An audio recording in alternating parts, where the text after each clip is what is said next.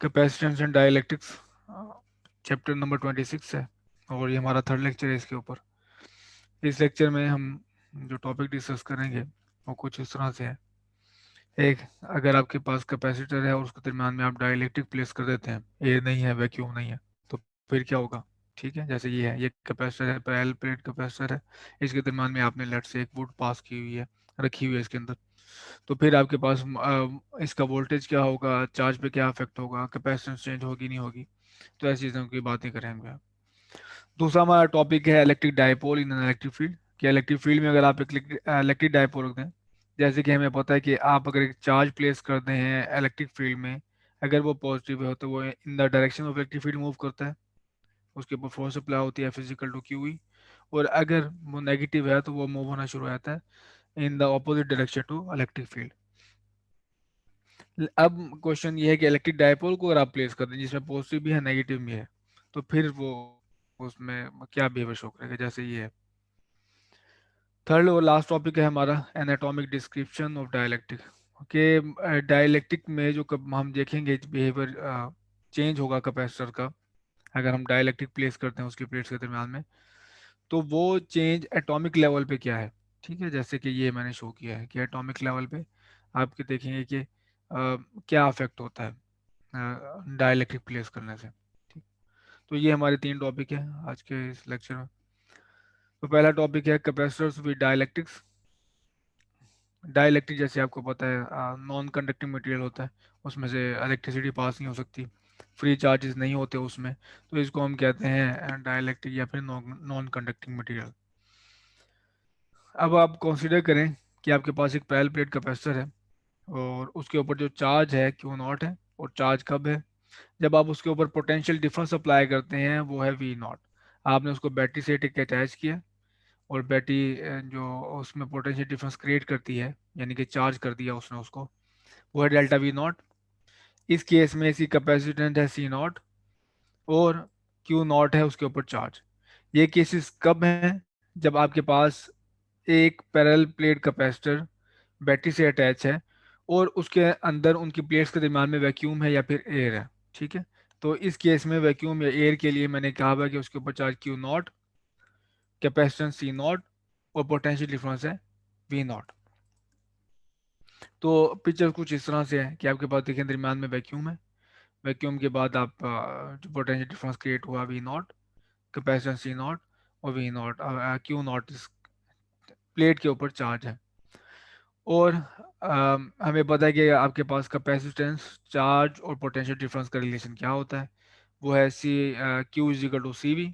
तो आपके पास पोटेंशियल डिफरेंस आ जाएगा Q not over C not. अब आप ये करते हैं कि इसी प्लेट के दरम्यान में, इन्हीं इसी प्लेट के दरम्यान में आप प्लेस करते हैं एक डाइलेक्ट्रिक। ठीक, तो हमने डाइलेक्ट्रिक प्लेस किया, तो आप वो एक्सपेरिमेंट मीटर आपको ये शो करता है, ये हमने ना इसको मीटर से अटैच किया हुआ प्लेट्स को, मीटर से अटैच किया हुआ ताकि हमें पोटेंशियल डिफरेंस बताए ये दोनों प्लेट्स के दरम्यान में क्या है। तो ये अगेन पोटेंशियल डिफरेंस जो ये था कैपेसिटर, कैपेसिटर वोल्ट मीटर से अटैच है जो हमें वोल्ट बताएगा। तो मीटर ये शो करता है कि जो नया पोटेंशियल डिफरेंस आया है वो इतने फैक्टर, इतने टाइम्स डिक्रीज हो गया। तो पहले पोटेंशियल आपके पास डिफरेंस था वी था, वी नॉट था, जब इसके दरम्यान में डायलैक्ट्रिक प्लेस नहीं किया था। अब आपने डायलैक्ट्रिक प्लेस किया है तो एक्सपेरिमेंट ये शो करते हैं कि पोटेंशियल डिफरेंस वन और कैपा टाइम, आपके पास कैपा टाइम डिक्रीज हो गया। और कैपा की जो वैल्यू होती है वो आप देखेंगे एयर कैपा की वैल्यू वन है तो फिर तो ये दोनों बराबर हो जाएंगे, और कैपा की लेस देन वन है तो फिर ये तो नया पोटेंशियल डिफरेंस बढ़ जाएगा, क्योंकि आप एक वैल्यू को वन से लेस वैल्यू से डिवाइड करें तो वो पहली वैल्यू की निस्बत बढ़ जाएगी। तो कैपा की वैल्यू एक तो चीज़ यहाँ पे नोट कर लें कि हमेशा इनके वो ग्रेटर देन वन है। तो ग्रेटर देन वन का मतलब ये है कि आप डाइलेक्ट्रिक एयर के वैक्यूम के अलावा कोई भी आप प्लेस करेंगे तो पोटेंशियल डिफरेंस हमेशा आपके पास डिक्रीज होगा। ठीक है, तो ये हमारे पास नया पोटेंशियल डिफरेंस है, और as compare to the old one. तो जो डाइलेक्ट्रिक के बगैर पोटेंशियल डिफरेंस ज़्यादा है, लेकिन डाइलेक्ट्रिक के साथ आपके पास पोटेंशियल डिफरेंस डिक्रीज हो गया। तो हमने ये पहला इफेक्ट नोट किया कि अगर आप एक कैपेसिटर के दरम्यान में डाइलेक्ट्रिक प्लेस करते हैं तो उसका पोटेंशियल डिफरेंस डिक्रीज हो जाता है। तो पहला हमारा ये की पॉइंट है। अब रिलेशन देखने के लिए, के हमारे पास यहाँ पे डाइलेक्ट्रिक कांस्टेंट है जो डिपेंड करता है डाइलेक्ट्रिक की प्रॉपर्टीज पे। जैसे कि हमारे पास टेफ्लॉन के लिए इसकी वैल्यू कुछ अलग होगी, और अगर हमारे पास वुड है तो उसके लिए वैल्यू कुछ और होगी। तो ये डाइलेक्ट्रिक कांस्टेंट है जो डिपेंड करता है मटेरियल पे। जब आपने दोनों केसेस में जो चीज़ मुश्तरक रही है, सेम रही है, वो ये कि आपने जब इसको प्लेस किया है,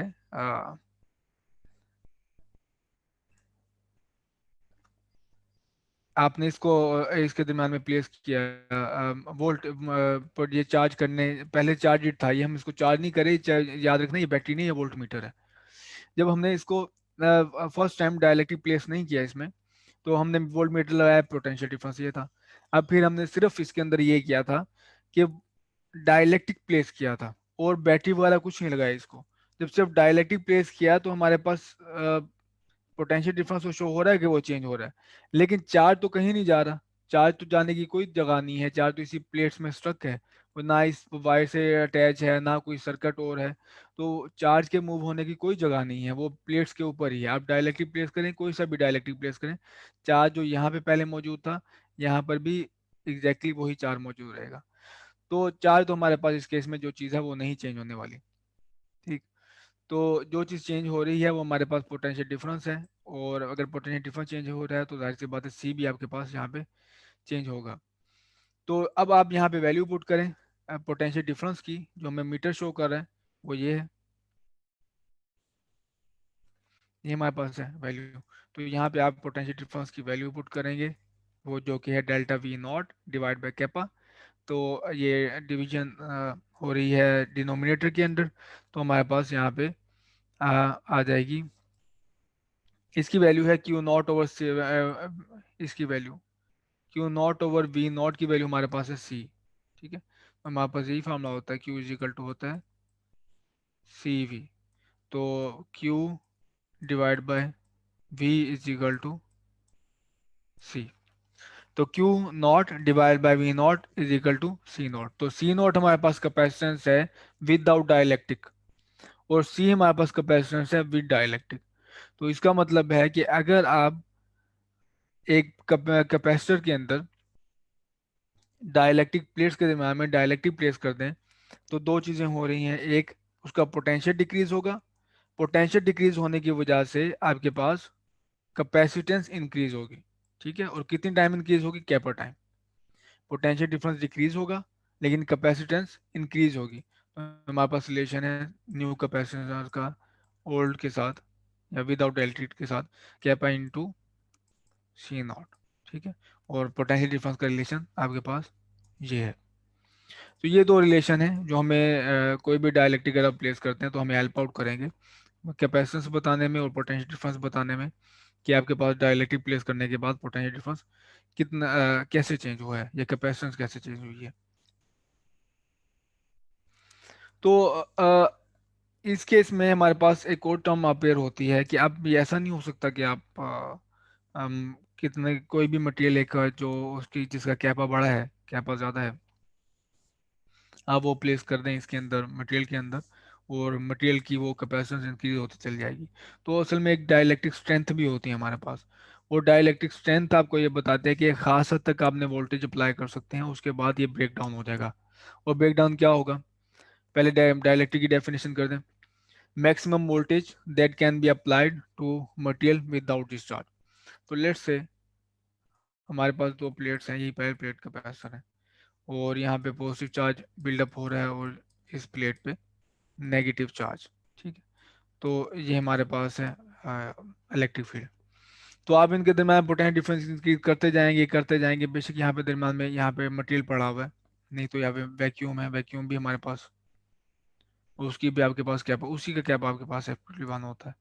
तो ये मटेरियल पड़ा हुआ है, तो आप इंक्रीज करते जाएंगे, वो अंदर इसके अंदर डिफॉर्मेशन करता जाएगी इलेक्ट्रिक फील्ड, क्योंकि आप जितनी ज़्यादा इस पे चार्ज बिल्डअप करते जा रहे हैं प्लेट्स के ऊपर, और कैपेसिटर का मकसद तो ये होता है कि चार्ज स्टोर करना। तो जितना चार्ज आप स्टोर करते जाएंगे, इनसाइड इलेक्ट्रिक फील्ड इंक्रीज होती जाएगी, और जितनी इलेक्ट्रिक फील्ड आपकी इंक्रीज होती चली जाएगी, तो वो डिस एक एटॉमिक लेवल पे हम देखेंगे कि वो डिफॉर्मेशन क्या है, वो डिफॉर्मेशन करता चला जाएगा यहाँ पे आपके पास मटेरियल के अंदर। तो एक हद आएगी जब आपके पास यहाँ पे, यहाँ से चार्ज निकल के या फिर यहाँ से चार्ज निकल के इस तरफ मूव होना शुरू हो जाएंगे। ठीक है, यानी कि वो दरमियान में एक प्लेट से दूसरी प्लेट पे, दरमियान में से एक प्लेट से दूसरी प्लेट पे चार्ज शिफ्ट होने लग जाएंगे। तो ये हमारे पास है जहाँ पे कहते हैं वो ब्रेक डाउन हो जाएगा। और इतनी हद को, इस लिमिट से पहले तक की वैल्यू को हम कहते हैं मैक्सिमम वोल्टेज। ठीक है, तो ये मैक्सिमम वोल्टेज है जो कि अप्लाई कर सकते हैं। इसके ज़्यादा अगर आपने अप्लाई किया तो आपके पास लीकेज स्टार्ट हो जाएगी, चार्जेस एक प्लेट से दूसरी प्लेट पे ट्रांसफर होना शुरू हो जाएंगे। तो आपको कोई कैपेसिटर बनाने के लिए एक डाइलेक्ट्रिक को स्ट्रेंथ की भी पता होना चाहिए कि ये इतना, अगर आपने पोटेंशियल डिफरेंस अप्लाई करना है तो ये जो हमारे पास मटेरियल है वो इतनी इस हद तक वो बेयर कर सकता है, इसके बाद ब्रेक डाउन हो जाएगा। अगर आपको ये नहीं पता तो फिर आप वो उसके लिए अच्छा मटेरियल नहीं डिसाइड कर सकते। अब डाइलेक्ट्रिक के एडवांटेजेस क्या हैं? एक, कि आपके पास, आपने वाजे देख लिया कि इंक्रीज करता है कैपेसिटेंस को। दूसरा एडवांटेज ये है कि जैसे आपने देखा कि डाइलेक्ट्रिक प्लेस करने से आपके पास जो है वोल्टेज कम हो रहा था। तो अगर आप इसको दोबारा बैटरी से अटैच कर दें, जैसे ये था, तो आपने देखा कैपेसिटेंस इंक्रीज हुई थी। ठीक है, और पोटेंशियल डिफरेंस डिक्रीज हुआ था दो प्लेट्स के दरम्यान। लेकिन अगर आप दोबारा, और चार्ज आपके पास क्यों नॉट था, क्यों हमारे पास के ऊपर चार्ज है, और अगर आप दोबारा इसको बैटरी से अटैच कर दें, दोबारा बैटरी से अटैच, वोल्ट मीटर नहीं, अब बैटरी से अटैच करते हैं, तो बैटरी अब जैसे उसकी पोटेंशियल डिफरेंस कम हुआ है, अब बैटरी उसको और चार्ज करना शुरू कर देगी, क्योंकि कैपेसिटेंस उसकी इंक्रीज हो गई है, मतलब उसके अंदर वो एबिलिटी टू स्टोर चार्ज वो ज़्यादा है। तो इसके अंदर और चार्ज वो स्टोर करना शुरू कर देगी, जिससे हमारे पास पोटेंशियल डिफरेंस और इंक्रीज हो जाएगा, और कैपेसिटेंस आपके पास, पोटेंशियल डिफरेंस क्यों इंक्रीज हुआ, क्योंकि हमारे पास कैपेसिटेंस इंक्रीज हुई है। तो आप और चार्ज स्टोर करेंगे, उनके दरम्यान में और पोटेंशियल का डिफरेंस ज़्यादा होगा। और थर्ड हमारे पास एडवांटेज है इसका, possible mechanical support and allowed decrease in T, कि आप इनके दरमियान में ये प्लेस करेंगे तो वो प्लेट्स को सहारा देगा। ठीक है, मैकेनिकल सपोर्ट देगा। और आपको पता है कैपेसिटेंस आपकी इन्वर्सली प्रोपोर्शनल है सेपरेशन के, इन दोनों की सेपरेशन जितनी कम होगी आपस कैपेसिटेंस बढ़ेगी। तो आप डाइलेक्ट्रिक दरमियान में प्लेस करके इनको, प्लेट्स को जितना चाहे करीब लेके आ सकते हैं। तो ये हमारे पास डिस्कशन है डाइलेक्ट्रिक की। और आपने डाइलेक्ट्रिक में दो चीज़ें देखी, एक तो ये है कि अगर वो बैटरी से अटैच नहीं है तो आपके पास जो न्यू पोटेंशियल होगा वो कैपा टाइम डिक्रीज होगा, और आपके पास जो कैपेसिटेंस होगी न्यू, वो कैपा टाइम इंक्रीज होगी। एक प्रॉब्लम देख लेते हैं इससे रिलेटेड, ताकि इसको हैंड उसकी प्रैक्टिस हो जाए कुछ। ये हमारे पास जो प्रॉब्लम है इसमें, वो है प्रॉब्लम नंबर है 37 चैप्टर की। तो 26 हमारा चैप्टर है और प्रॉब्लम नंबर हमारे पास है 37। और प्रॉब्लम मैं आपको पढ़ देता हूँ। वो है, determine the capacitance and the maximum potential difference that can be applied to a Teflon filled plate capacitor having a plate area of 1.75 centimeter square and plate separation of 0.04 mm millimeter।